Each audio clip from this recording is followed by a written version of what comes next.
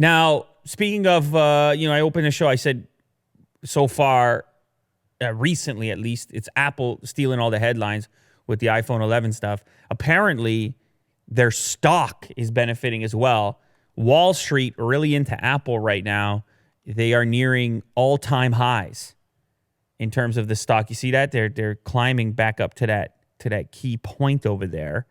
Shares of the tech giant crossed the $233.47 level after a Wall Street analyst raised his price target Friday morning, eclipsing the previous record set on October 3rd, 2018. So this is not just about iPhones, by the way. Of course, we've stated it seems like this new iPhone is doing better than the last. It's a lot of it, since we don't have official numbers, has to come on the different stories you're seeing globally. If you're hearing about lineups, if you call local stores, they're still out of stock. Apparently, the green one is hard to get your hands on, and any Pro model at 256 storage is sold out across a lot of the U.S. So again, this is not official numbers. You don't know what Apple's doing from a production perspective to meet the demand, but there seems to be some various inputs as far as from where I'm sitting that imply that the iPhone is doing pretty well. But it's not just about the latest iPhone. We're also very close to the official launch of the new Apple TV Plus stuff. And when they flip that switch, that's the kind of stuff that makes Wall Street very happy, because the install base that exists for Apple is wild. It's beyond what somebody like Netflix can do, even somebody like Disney can do. Definitely something beyond what Amazon can do. Maybe only Google can do what Apple's about to do with TV Plus, which is just hit your screen, hit the App Store, get your TV Plus, let's get watching some stuff. Because they have this huge hardware install base of various devices. And it's not just iPhones. It's also Apple TVs and iPads and Mac laptops and so forth.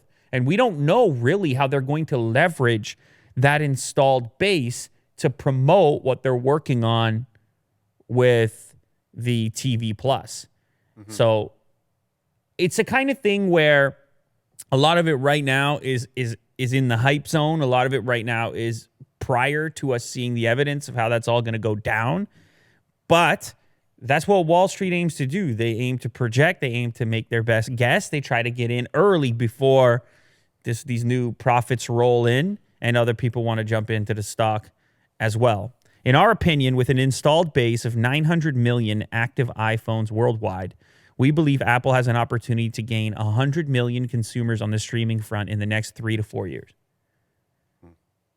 100 million subscribers, yeah, $6 a month. Well, that's impressive. 100 million subscribers, $6 a month. Well, yes, it's a lot of money. Might even be a boatload. My calculation says my calculation shows a boatload. It might just be.